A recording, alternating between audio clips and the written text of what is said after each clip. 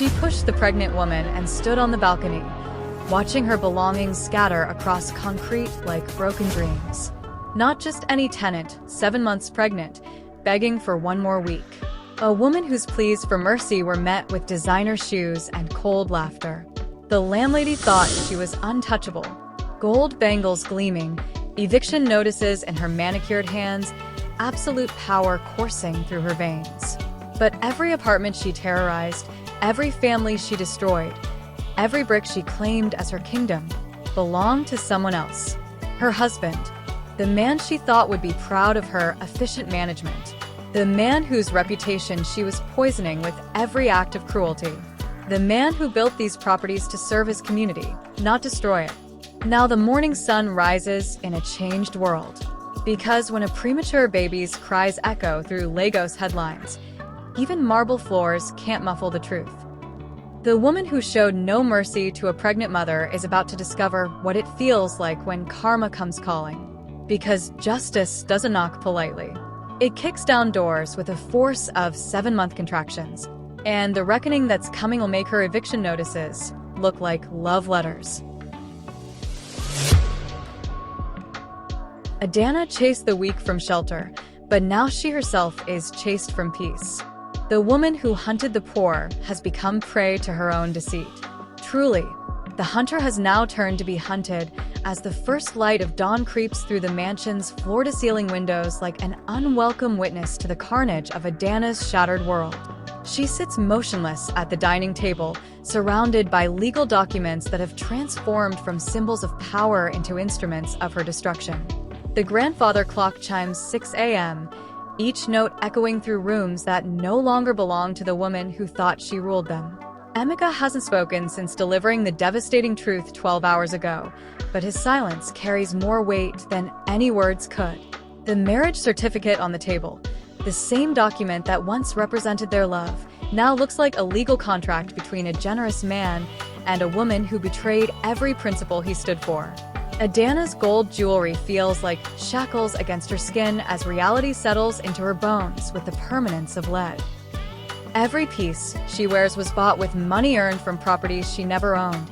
Purchased by a man who trusted her with power, she transformed into a weapon against the innocent. Her reflection in the polished table surface shows a stranger. The confident tyrant has been replaced by a hollow-eyed woman staring into an abyss of her own creation. Emeka. She begins, but her voice cracks like old leather. The man across from her doesn't even look up from his coffee, and the dismissal cuts deeper than any knife ever could. The morning news plays in the background, its cheerful anchors discussing Lagos traffic and weather as if the world hasn't shifted on its axis during the night. But for Adana, every familiar sound, the hum of the air conditioning, the distant traffic, the gardener working outside, now carries the weight of impermanence. These comforts that she took for granted, that she used as evidence of her superiority over the tenants she terrorized, belong to someone else. She's been living in a borrowed palace, wearing borrowed jewelry, wielding borrowed power over people who had more claim to dignity than she ever did. Emeka finally speaks, his voice carrying the cold finality of a business transaction. I've instructed my lawyers to begin immediate ownership transfers. Every building, every bank account, every asset will be placed under direct management by a properly licensed company. The words hit her like physical blows, each one stripping away another layer of the identity she built on cruelty and false authority. You have 24 hours to collect your personal belongings, only items you can prove you purchased with your own money. The emphasis on your own money carries bitter irony, since Adana has never held a job or earned a naira independent of her husband's empire. The phone rings, piercing the morning silence like a scream, and Adana's heart lurches as she recognizes the number of her personal banker. Mrs. Okoro, I'm calling about some unusual activity on your accounts. The conversation that follows will be burned into her memory forever. Every credit card frozen, every account linked to the properties now under review, every financial lifeline cut with surgical precision. Emeka watches this final humiliation with the detached interest of someone observing a science experiment, his face revealing nothing of the man who once promised to love and protect her. The woman who showed no mercy to pregnant mothers and elderly widows now faces the prospect of true powerlessness for the first time in her adult life. As the morning progresses, the mansion that once felt like a fortress becomes a prison where every luxury mocks her fall from grace.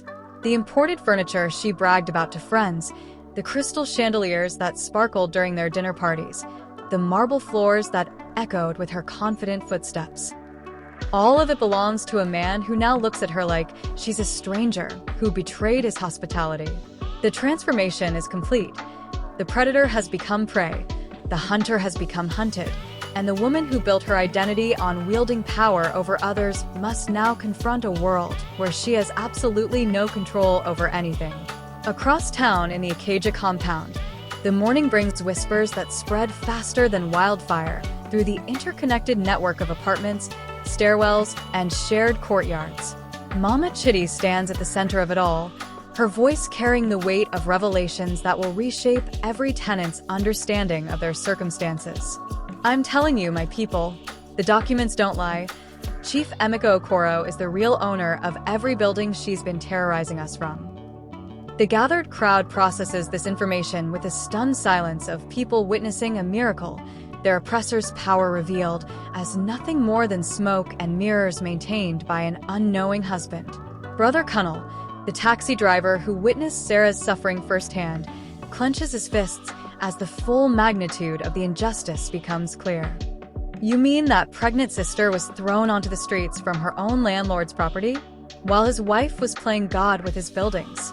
The cosmic irony is almost too perfect to believe, but the legal documents circulating among the tenants tell a story that reads like divine intervention, with a sense of humor darker than midnight. Every eviction notice served, every family destroyed, every act of cruelty, all performed by a woman who had no legal right to make decisions about these properties. The elderly Mama Adunni, still recovering from her own near eviction, shakes her head with the wisdom of someone who has lived long enough to see justice take many forms.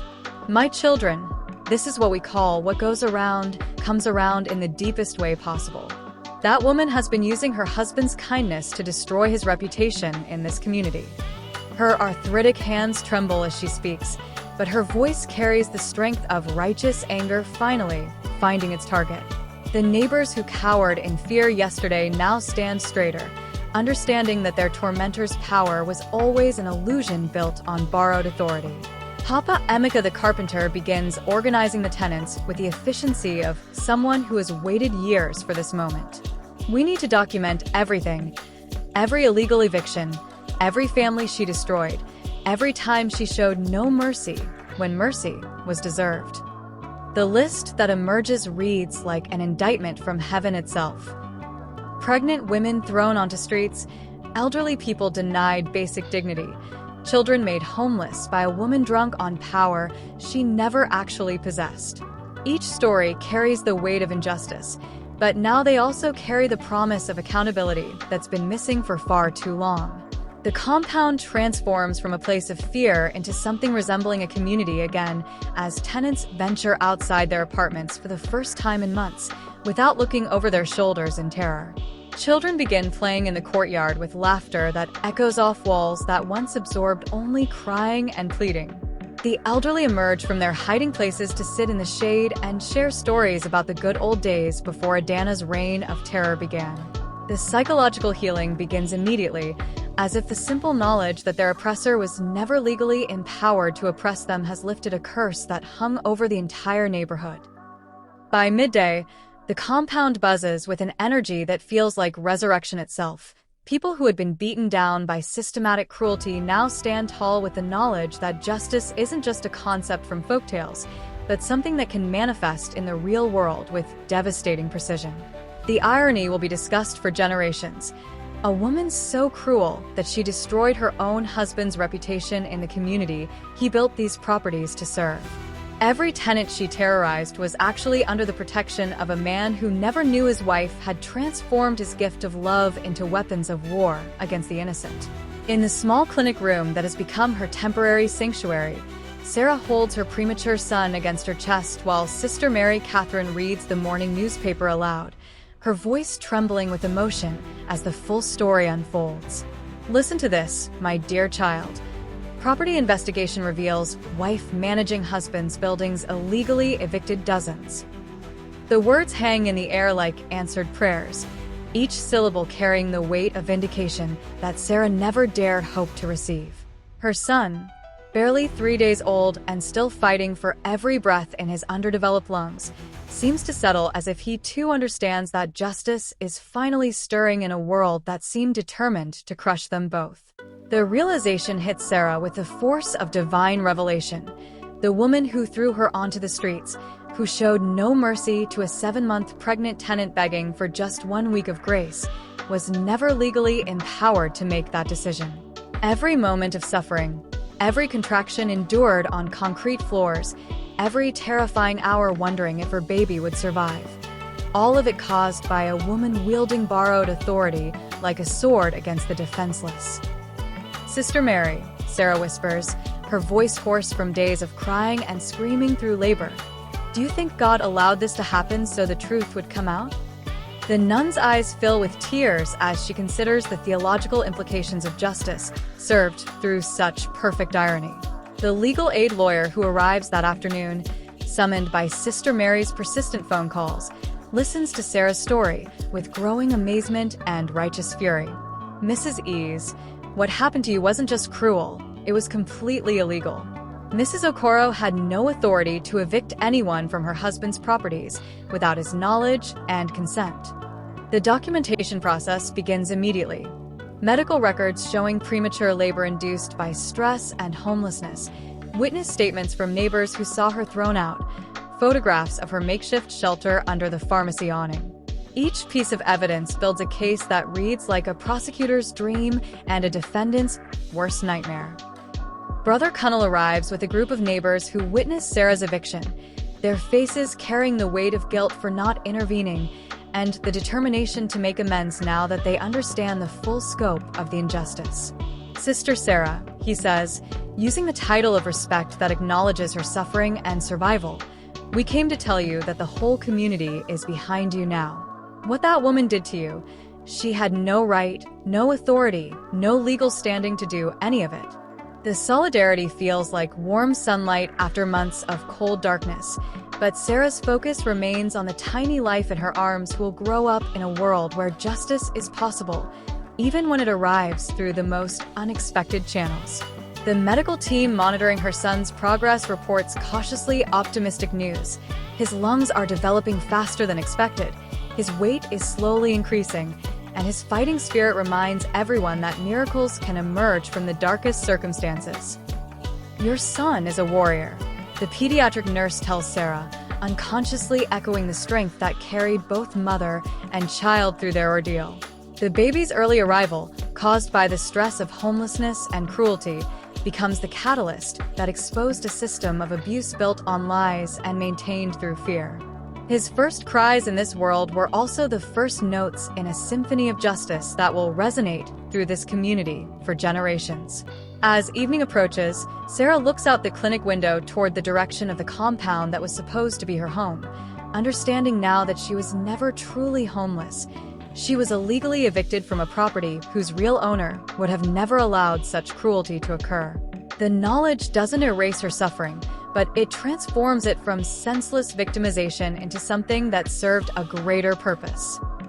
Her son will grow up knowing that his early arrival helped expose evil and protect other families from similar suffering.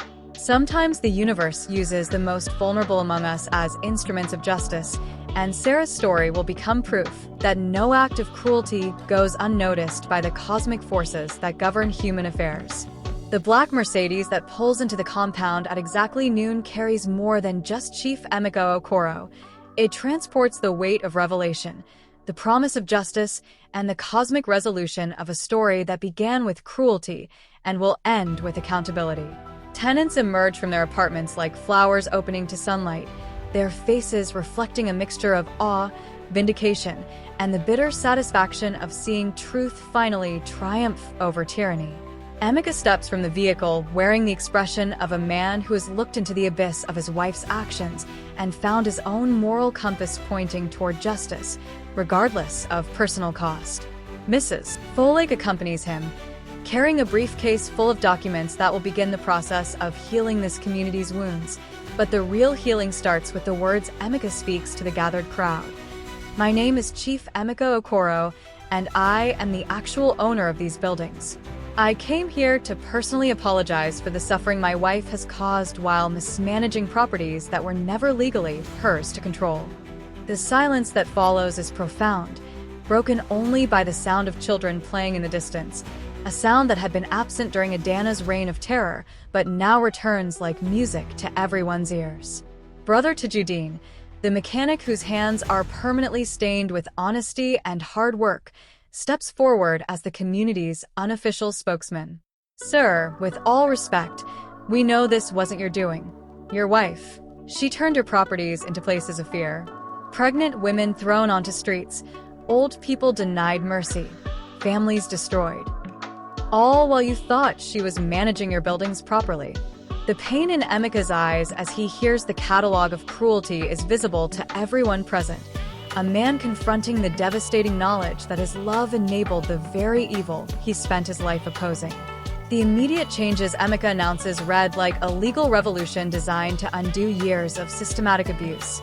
All illegal evictions reversed, displaced families invited to return with compensation for their suffering, rent reductions for everyone who endured Adana's tyranny, and the establishment of a community management board that will ensure no single person ever again wields unchecked power over these properties. "Every family my wife wronged will receive justice," he declares, his voice carrying the authority of someone accustomed to command but tempered by the humility of someone who has learned that power without oversight breeds monsters. Mama Chitty, the community's intelligence network made flesh, asks the question everyone is thinking. "Sir, what about your wife? What happens to someone who caused so much suffering while pretending to have authority she never possessed?" Emeka's pause before answering carries the weight of a marriage ending in real time, a love being sacrificed on the altar of justice. "My wife will face the full consequences of her actions, both legal and personal. The woman I thought I married wouldn't have been capable of such cruelty, which means I never really knew her at all." The finality in his voice makes it clear that some betrayals cut too deep for forgiveness. As the crowd begins to disperse, neighbors stopping to shake Emeka's hand and thank him for ending their nightmare, the transformation of the compound is already visible. Children venture outside without fear. Elderly residents sit in the shade exchanging stories instead of hiding behind locked doors, and the sense of community that Adana's cruelty had poisoned begins to heal like a wound finally receiving proper treatment. The real owner's presence has restored not just legal authority, but the basic human dignity that his wife had systematically stripped from everyone who lived under the roofs he provided. Dawn breaks over Lagos with the cruel beauty of divine justice finally being served, as Adana discovers an official eviction notice taped to her front door, the same type of legal document she's wielded like a weapon against countless families, now turned against her with surgical precision. Her hands shake violently as she reads the formal language that sounds like her own voice echoing back from the depths of hell. By order of the property owner, Chief Emeka Chukwemeka Okoro, Mrs. Adana Okoro has 24 hours to vacate these premises due to breach of management contract and willful violation of tenant welfare regulations. The bailiff standing beside her door is the same man she's hired dozens of times to throw families onto the streets, and his professional smile contains just enough sadistic satisfaction to let her know he's enjoying this reversal of fortune. The compound erupts into barely contained celebration as neighbors who've lived in terror under her regime gather like vultures circling carrion, their years of suppressed rage finally finding a safe outlet. Madam Landlady, how does your own medicine taste?" calls out Mom Ngozi, the woman whose family was evicted just last month for being 3 days late with rent. Her voice carries across the courtyard with the sweet venom of revenge finally served cold, and other voices join in a chorus of mockery that makes Adana's skin crawl. The same people who used to scatter like frightened mice when she appeared now stand bold as lions, emboldened by her sudden fall from grace. The hunter has indeed become the hunted, and the prey is hungry for blood. Children who once hid behind their mother's wrappers when Adana walked by now point and whisper with the fearless curiosity of youth witnessing the downfall of a monster. "Is that the mean woman who made Ani Sarah sleep outside?" asks little Chioma, her innocent voice carrying clearly across the compound. Her mother's sharp "Sho" comes too late. The damage is done, the reputation destroyed, the legend of invincibility shattered like expensive china on concrete floors. Adana realizes with growing horror that she's become a cautionary tale, a living example of how cruelty comes full circle to devour its creator. The children's stares feel like tiny arrows piercing what's left of her dignity. The irony becomes more exquisite as Adana frantically calls every contact in her phone, seeking shelter from people who know her reputation for heartlessness. "Sorry, but we don't have space," comes the polite rejection from her cousin in Suralair. "Perhaps you could ask one of your tenants for help," suggests her former friend Ani Stella, the sarcasm dripping like honey laced with poison. Each phone call reveals another burned bridge, another relationship destroyed by her reputation for showing zero mercy to anyone in need. The same coldness she showed others now reflects back at her from every conversation, every door that closes, every helping hand that withdraws before she can grasp it. By evening, Adana sits on the same bus stop bench where Sarah spent her desperate nights, her expensive luggage looking grotesquely out of place in the setting of urban desperation. The security light flickers overhead with the same mechanical indifference she once showed to human suffering, and she finally understands the crushing weight of homelessness that she inflicted so casually on others. Every discomfort, the hard plastic seat, the mosquitoes, the stares from passersby, is multiplied by the knowledge that this is justice being served with mathematical precision. The universe has a way of teaching lessons that cut deeper than any human punishment ever could. The compound she once ruled like a tyrant settles into evening routines while she remains on the street, watching through the gate as families she didn't destroy prepare dinner and children play in the courtyard. The windows of her former apartment glow warmly with life continuing without her, as if her presence had been nothing more than a temporary storm that passed, leaving the community stronger in its wake. Mama Chitty waves mockingly from her doorway. "Good night, Madam Former Landlady. Sleep well on your concrete bed." The laughter that follows echoes in the darkness, like the sound of karma itself celebrating a job well done. As night deepens around her solitary figure, Adana finally grasps the true cost of the empire of fear she built using her husband's money and properties. Every family she destroyed, every child she made homeless, every pregnant woman she threw onto the streets, all of it was done with borrowed power that's now been revoked with the swiftness of divine intervention. The hunter has become the hunted, the predator has become prey, and the woman who showed no mercy now sits begging the universe for the compassion she never gave others. But the streets of Lagos show no more mercy to fallen landlords than they do to anyone else. They just serve justice, with a side of cosmic irony. 3 days after Adana's spectacular fall from grace, Chief Emeka walks through the sterile corridors of Lagos General Hospital carrying more than flowers and baby gifts. He carries the weight of redemption and the opportunity to transform tragedy into triumph. Sarah lies in the maternity ward, her premature son sleeping peacefully in her arms despite entering the world 2 months early through circumstances that should shame every human being who believes in basic decency. The sight of this woman who suffered because of his wife's cruelty while using his own properties as weapons makes Emeka's chest tighten with a guilt so profound it threatens to steal his breath. But today, he's not here to wallow in regret. He's here to right wrongs and restore faith in human goodness. "My name is Chief Emeka Okoro," he says gently, settling into the plastic chair beside her hospital bed with the careful movements of someone approaching a wounded animal who has every reason to fear humans. Sarah's eyes widen with recognition, not of him personally, but of the surname that has become synonymous with her suffering. "I know that name brings you pain, and I understand if you don't want to hear what I have to say," he continues, his voice heavy with genuine remorse. But I owe you an apology so profound that words feel inadequate. The woman who destroyed your life is my wife, and she did it using my properties, my money, my buildings. I am responsible for your suffering, and I'm here to make it right. His confession hangs in the air like incense, seeking forgiveness that only she can grant.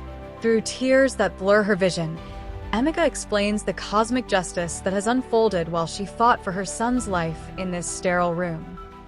The woman who evicted you from what she thought was her building has been evicted herself. From my building, using my power, served by my instructions, he reveals, producing a set of keys that gleam like symbols of hope in the hospital's fluorescent lighting.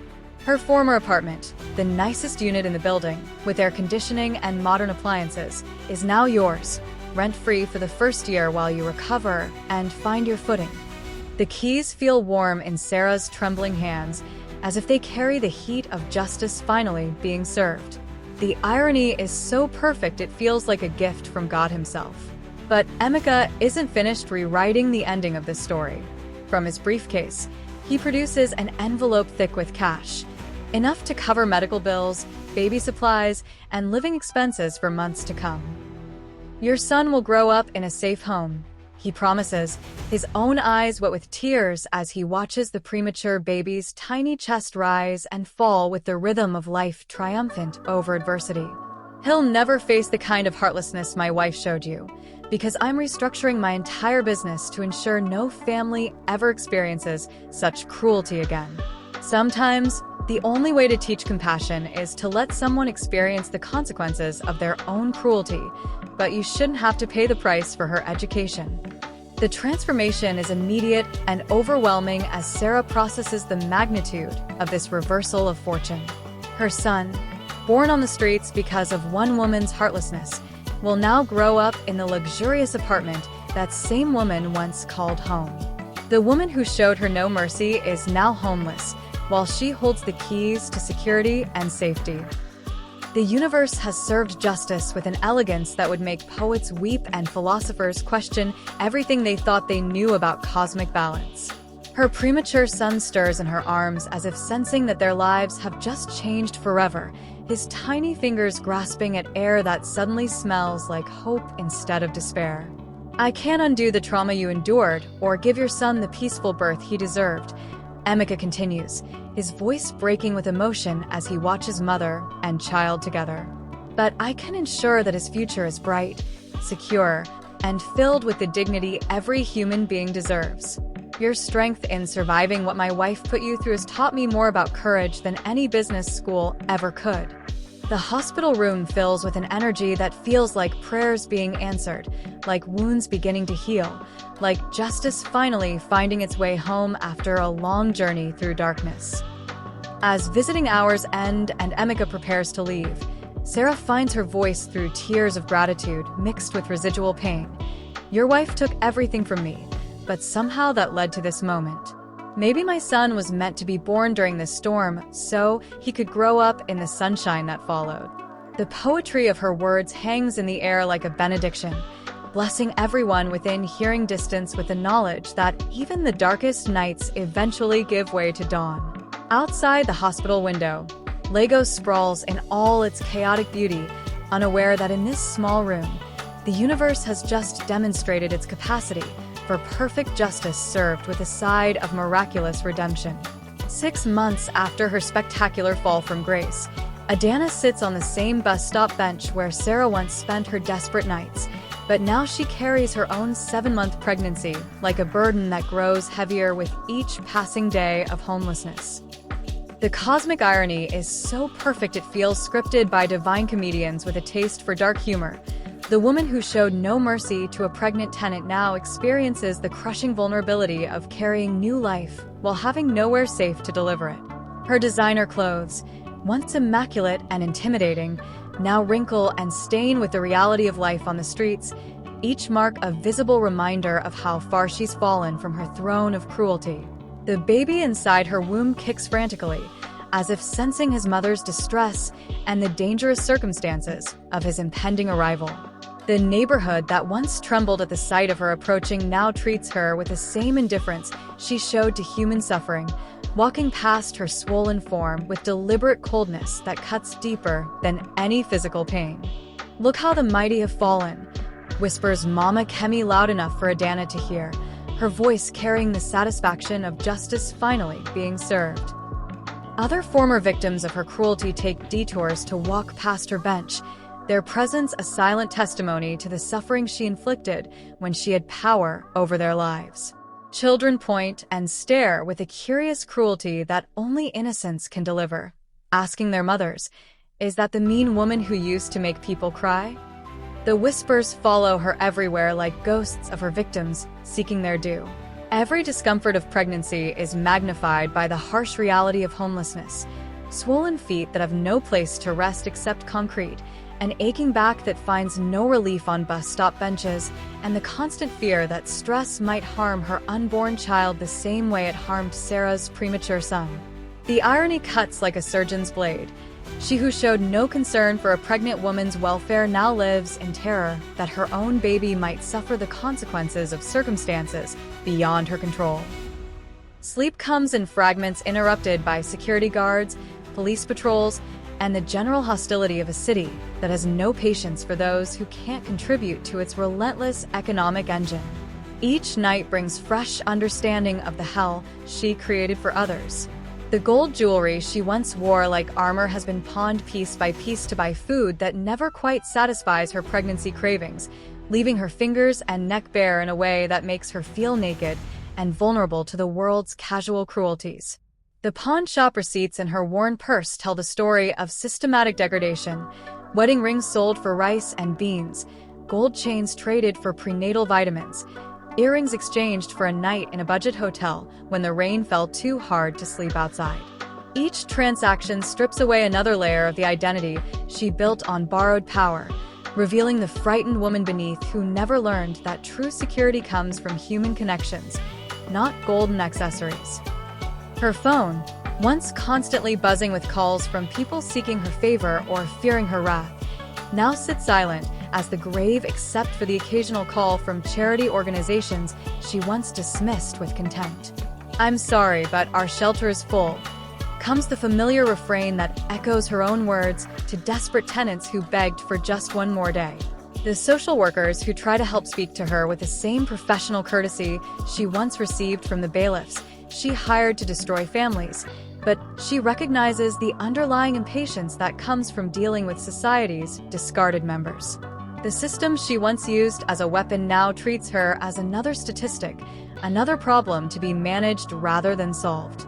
As her pregnancy progresses and her belly grows rounder, Adana finally understands the bone-deep terror that Sarah must have felt during those final weeks of homelessness. Every Braxton Hicks contraction sends panic shooting through her nervous system as she realizes she has no plan for where her baby will be born, no support system to help her through labor, no guarantee that her child won't arrive in the same traumatic circumstances she forced upon another woman's son. The bench where she sits each night is only meters away from the church doorway where Sarah went into premature labor during that thunderstorm, and the proximity makes the connection feel like divine intervention, pointing out the exquisite symmetry of cosmic justice. The community health worker who finds her during a routine outreach mission takes one look at her advanced pregnancy and homeless status, then asks the question that makes Adana's blood freeze. "Do you have somewhere safe to give birth, or will you need emergency assistance when labor starts?" The words hang in the humid Lagos air like a prophecy of pain, and Adana realizes with crystal clarity that she's about to experience every terror she inflicted on Sarah, magnified by the knowledge that her suffering is justice rather than misfortune. The universe has prepared a reckoning so perfectly calibrated to her crimes that even she is to admire its terrible elegance, even as it destroys everything she once thought made her powerful. 2 years after the storm that changed everything, the compound in Ikeja has transformed from a place of fear into a sanctuary of community support, with Sarah's apartment serving as an unofficial neighborhood headquarters where struggling families receive help instead of harassment. The morning sun streams through windows that once looked down on scenes of cruelty, now illuminating a living room where mothers gather to share childcare duties and support each other through hardships that no longer feel insurmountable. Sarah's son, now a healthy toddler who bears no signs of his traumatic premature birth, plays with other children whose families have found stability under Chief Emika's reformed management policies. The transformation is so complete it feels like a different world, built on the ashes of the old system where power was used to destroy rather than uplift. Adana's journey from predator to penitent began the day she gave birth to her daughter in the same clinic where Sarah delivered her premature son. The cosmic symmetry so perfect that even the midwives commented on the irony of delivering two babies connected by such a twisted tale of justice and redemption.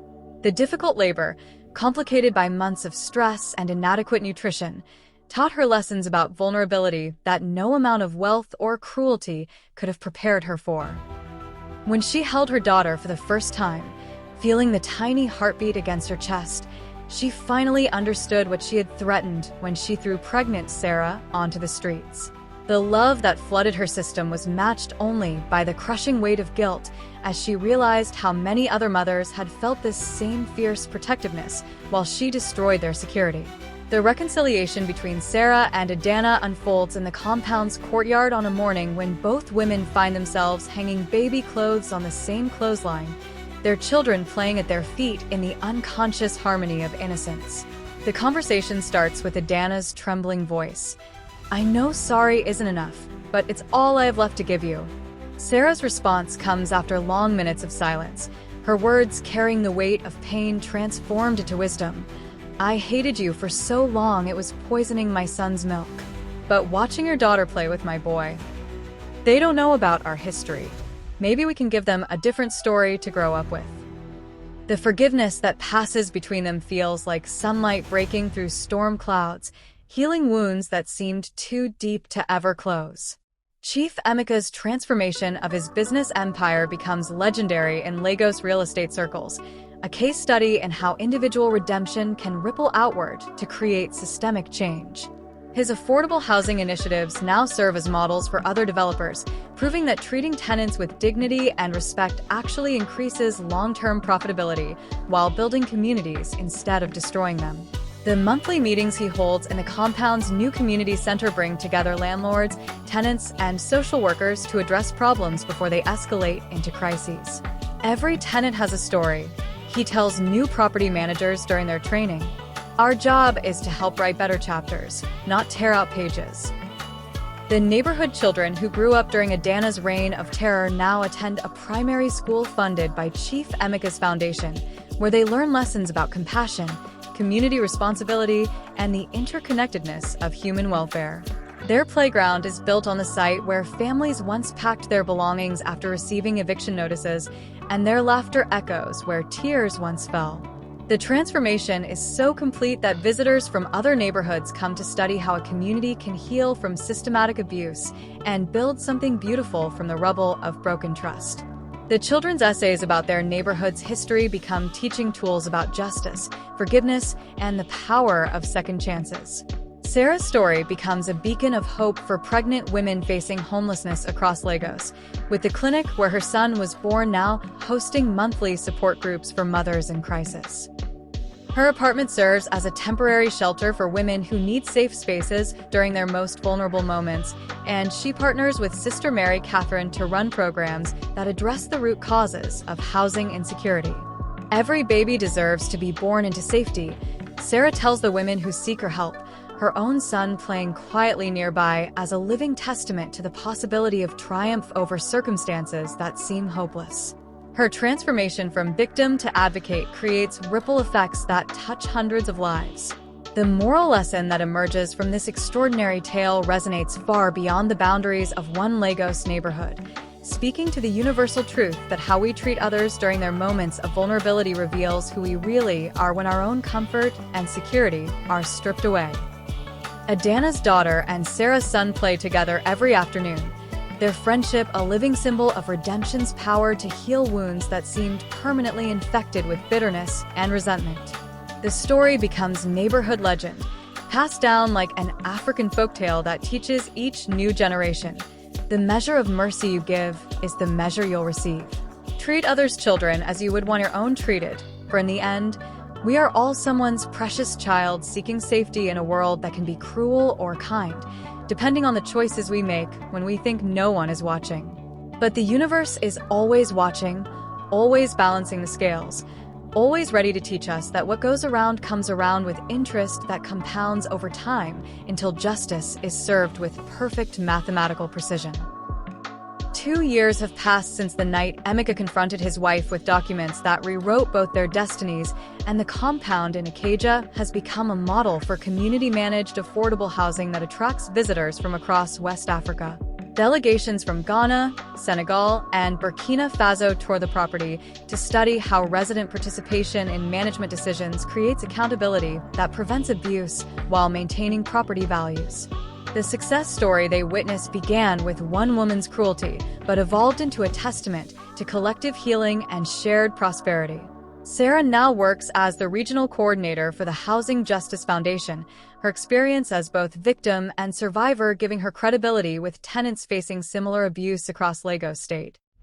Her son, now walking and beginning to speak his first words, accompanies her to work in a specially designed child care center that Chief Emeka built to ensure that no mother ever again faces the choice between employment and caring for her children. The boy's healthy development, despite his traumatic early arrival, serves as a living symbol of hope triumphing over circumstances designed to crush both mother and child. Chief Emeka remarried last year to Dr. Funmilayo Adebayo, a pediatrician who runs free clinics in underserved communities and shares his commitment to using wealth as an instrument of healing rather than harm. Their wedding reception was held in the compound courtyard, with every tenant invited as an honored guest, a celebration that transformed a place once associated with fear into a site of joy and community solidarity.